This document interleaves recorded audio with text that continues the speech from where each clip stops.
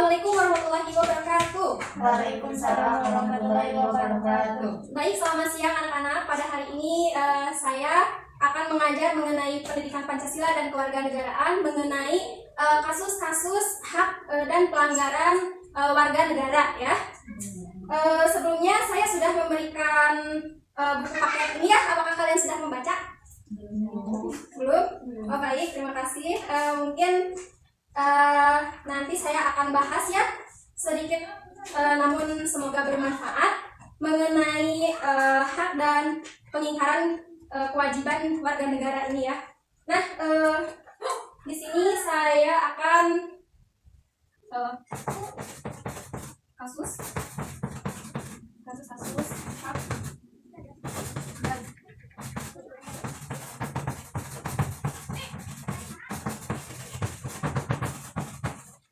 kasus-kasus hak dan pengingkaran kewajiban warga.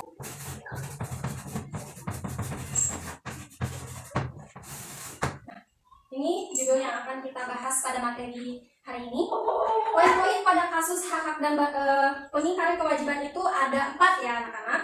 Yang pertama yaitu mengenai poin pertama mengenai makna hak dan kewajiban. Makna dan hak kewajiban.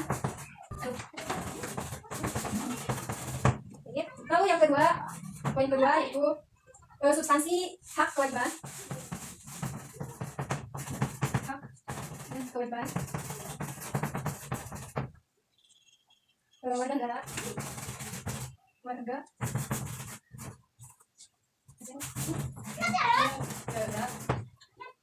dalam Pancasila. Pokoknya di sini ada 4 poin, tapi kita akan bahas satu persatu. Kita bahas dulu mengenai makna hak dan kewajiban warga negara ya. Nah, untuk mengenai di poin ini, menurut kalian apakah ada yang ingin disampaikan mengenai hak dan kewajiban warga negara? Tidak? Ada yang mencoba? Tidak. Baik, saya akan menjelaskan sedikit mengenai makna hak dan kewajiban ya. Hak dan kewajiban itu merupakan satu hal yang tidak bisa dipisahkan. Mengapa? Karena hak dan kewajiban itu merupakan satu ikatan seperti seorang pegawai dengan atasannya. Misalkan kamu bekerja untuk dibayarkan, di sana ada hak dan kewajibannya. Apa sih hak dan kewajibannya itu seperti apa gitu? Misalkan haknya itu kamu mendapatkan gaji setelah bekerja. Kewajibannya itu bekerja. Bekerja merupakan sebuah kewajiban kamu untuk mendapatkan hak kamu, yaitu gaji kamu, gitu kan? Nah, lalu itu ada apa sih arti dari hak dan kewajiban yang tidak bisa dipisahkan itu ya? Lalu apa hak dan kewajiban? Apa hak itu gitu ya? Makna dari hak itu apa? Ada yang tahu juga? Nah, makna dari hak warga negara yaitu merupakan semua hal yang Anda peroleh atau Anda dapatkan. Nah, mengenai keterangan itu dalam buku juga terdapat kan, hak merupakan semua hal yang Anda peroleh dan Anda dapatkan. Itu seperti tadi contohnya ya. Nah, hal tersebut dapat berbentuk berbentuk seperti kewenangan atau kekuasaan untuk melakukan sesuatu ya. Nah, setiap hak ini diperoleh suatu akibat yang mana dapat dilaksanakan kewajiban itu tersendiri ya. Nah, dengan kata lain, hak ini dapat bisa diperoleh apabila kewajiban sudah terpenuhi, begitu anak-anak. Jadi hak ini dapat didapatkan oleh Anda setelah Anda menyelesaikan kewajibannya ya. Nah, mengenai hak warga negara ini memiliki 2 hak yang meliputi gitu ya. Yang pertama hak konstitusional dan yang kedua hak hukum. Nah, hak konstitusional ini yang pertama ya, hak yang dijamin oleh undang-undang Dasar Negara Republik Indonesia 1945. Dan yang kedua hak hukum berdasarkan undang-undang dan peraturan perundang-undangan.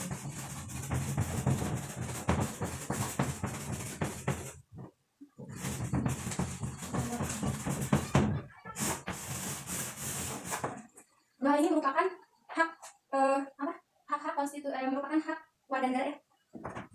Dua poin ini merupakan hak warga negara. Nah, yang pertama hak konstitusional dan hak yang kedua yaitu hak hukum. Apa itu hak konstitusional? Yaitu hak-hak yang dijamin dalam Undang-Undang Negara Republik Indonesia tahun 1945 dan apa yang disebut dengan hak hukum? Hak hukum merupakan timbul berdasarkan jaminan undang-undang dan peraturan perundang-undangan yang ada di bawahnya ya. Nah, itu mengenai hak dan belum ya, itu baru mengenai haknya. Nah, sedangkan apa yang disebut dengan kewajibannya ini ya.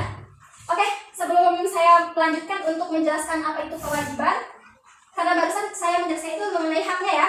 Nah, adakah yang ingin ditanyakan mengenai hak, makna dari hak ini? Atau misalkan mengenai hak warga negara itu apa gitu kan? Apa gitu ya? Silakan, ada yang ingin ditanyakan? Silakan. Apakah hak asasi manusia dengan hak warga negara itu sama? Nah, baik, pertanyaan yang bagus ya. Mengenai hak asasi manusia dan hak warga negara itu berbeda. Mengapa berbeda?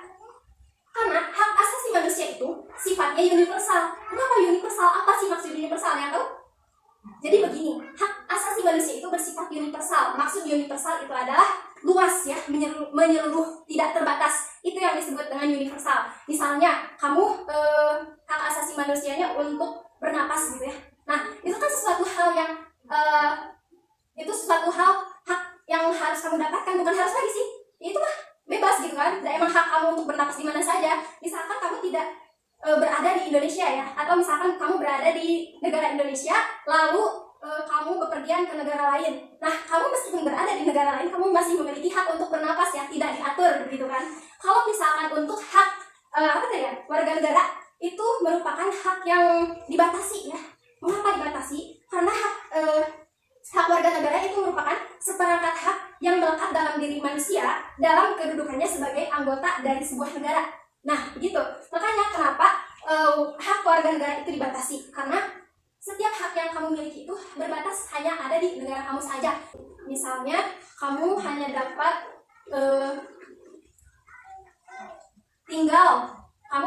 tinggal di Indonesia karena kamu berkewarganegaraan Indonesia. Tapi jika kamu berkewarganegaraan lain, kamu tidak dapat tinggal di Indonesia untuk selama-lamanya. Misalkan seperti itu, karena kamu punya batasan sebagai warga negara itu sendiri begitu. Oke, ada yang ingin ditanyakan lagi?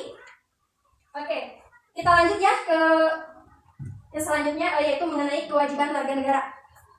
Nah, ada yang tahu apa itu kewajiban warga negara? Oke. Nah, kewajiban warga negara secara sederhana dapat diartikan sebagai segala sesuatu yang harus dilaksanakan dengan penuh tanggung jawab. Nah, jadi kewajiban itu merupakan segala sesuatu yang harus dilakukan oleh seseorang, oleh manusia dengan penuh tanggung jawab. Yang mana kamu melakukan sesuatu harus sampai selesai, harus kamu menyelesaikan tugas tersebut sampai beres ya, tidak menggantung ataupun hanya mengerjakan separuh gitu ya. Karena memang tugas kamu, misalkan tugas kamu mengerjakan dari A sampai Z, tapi kamu hanya mengerjakan dari A sampai Z saja misalkan ya, berarti kamu tidak mematuhi ya untuk melakukan kewajiban itu.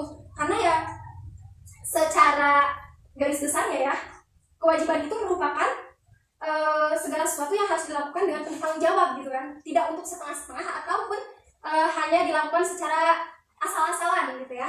Nah, mengenai kewajiban warga negara ini ya, dengan demikian kewajiban sebagai warga negara itu dapat diartikan sebagai tindakan atau perubahan yang harus dilakukan oleh seorang warga negara sebagaimana yang telah diatur dalam keputusan perundang-undangan yang berlaku ya. Jadi sebagai kewajiban warga negara itu tidak hanya sekeinginan kita gitu kan. Memang ada peraturannya, seperti kalau misalkan warga negara itu kan ada dalam undang-undangnya, terus memang sudah ditentukan ya.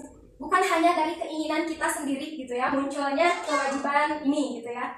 Nah, mencakup dari kewajiban dan hak ini ya, ini tadi saya sudah bilang dua hal yang tidak dapat dipisahkan. Jadi memang saling berkaitan ya. Kalau misalkan salah satunya tidak dikerjakan, pasti tidak akan selesai. Jadi adanya kewajiban itu pasti adanya hak, dan adanya hak itu juga pasti ada kewajiban ya.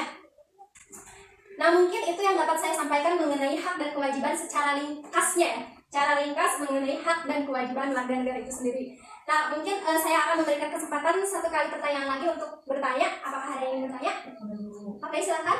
apakah hak asasi manusia juga merupakan hak warga negara? Oh, apakah hak asasi manusia juga merupakan hak warga negara?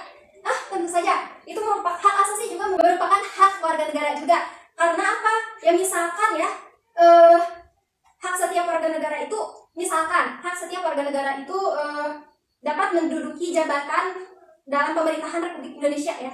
Itu merupakan hak asasi manusia, namun sebagai hak warga negara juga, karena dia memiliki keinginan untuk menjadi seorang pemimpin di negaranya.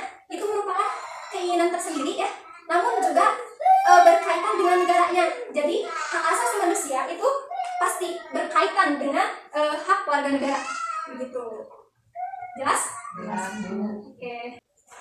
Nah, mungkin sekian yang dapat saya sampaikan. Terima kasih telah menyimak pembelajaran hari ini. Wabillahi taufiq wal hidayah. Wassalamualaikum warahmatullahi wabarakatuh. Waalaikumsalam warahmatullahi wabarakatuh.